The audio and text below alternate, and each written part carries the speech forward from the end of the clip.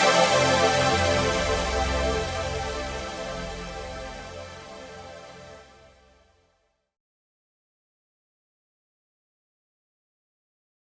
everyone, we're here in the beautiful city of Ningbo, right behind me. This is China, a great prosperous city. And I'm here with UK diplomat Maria.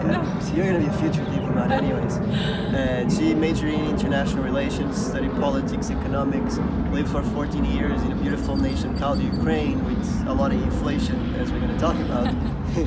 But yeah, so thanks for having you here, Maria. It's a great experience. Yes, I agree with you. I'll just like it to tell more our viewers about the current situation in Ukraine, central banking, inflation rates.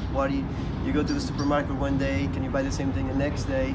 Petro Poroshenko, what is he doing? He's just playing around and having some fun with vodka or whatever. So yeah, tell us about your opinion.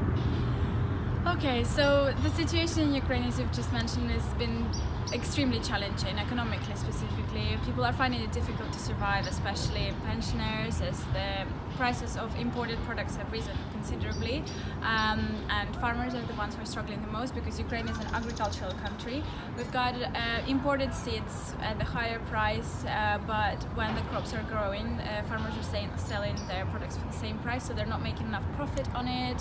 And people go to the supermarket one day, the prices are at one point, next day or in 1 week the prices are rising, and even the household bills have risen since 2010 by 50%. So it's difficult to survive, especially in winters, since the incomes are pretty much the same. However, the prices are rising for everything. It's very difficult. Yes, that's pretty crazy. So you probably cannot even pay your electricity bill. And No, it's very, yes, I know. I've heard a lot of stories about pensioners that say get an X amount of money and they give 70% of their household income from pension onto just heating up the house and water. Oh, that's pretty crazy. Very difficult. The IMF and the World Bank recently drafted anti-corruption bill to Ukraine so they can establish an anti-corruption government. Do you think that will be? 2014. You think that'll ever be possible? It has been established, however, I don't think it's been that effective so far. Only a couple of cases has been that officials have been put in the prison for how much they owned. However, it's not been that effective. I think what it has done is that officials are hiding their money a bit more carefully now. Okay. So. Yeah, that's pretty crazy. I was just thinking about how Russia actually gave a $3 billion loan to Ukraine and also cheaper gas prices. But at the same time, Ukraine stands on the IMF as the third largest country in the world in terms of debt and loans that took from the IMF. Yeah. Do you think they'll ever be able to repay these, or just, yeah?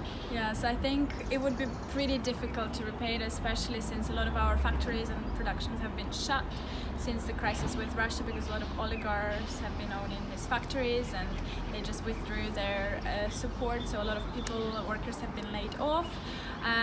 So yes, I think Ukraine is largely a working class country, so since we don't have enough factories running smoothly, agriculture is not at that great position, I think it would be quite difficult to repay it.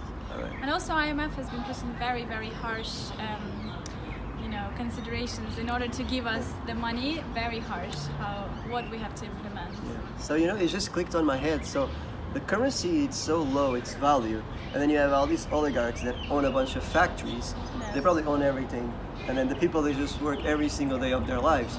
And the opposite is the same thing as you in China. When you have a very low currency, you export a lot. Countries that have high currency like Norway, they end up importing a lot. So they're making a ton of money. A lot of money, yeah. That is why there is a massive divide between the upper class and the working class. There is only 3% of our population that own a lot of money, are in the Forbes positions in the world, whereas the rest of the population is in extreme poverty. Central banking, it's adorable, right? Yes. But yeah, so let's talk about crypto. Do you think crypto can change Ukraine's situation? Bitcoin can remove all these oligarchs and the central bank? And yes, I think perhaps it might be the answer to the economic crisis that has happened, and actually have a stability rather than the exchange rates fluctuating every day, because especially since the crisis came along, people just don't have certainty in how much they own. Everything has devalued, money has devalued.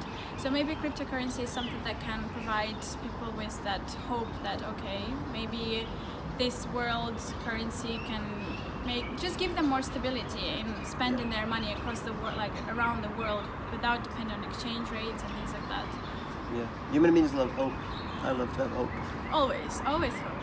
Yeah, maybe 2050 will be a different year when the entire world accepts crypto. Maybe, yes. Would be interesting to see that.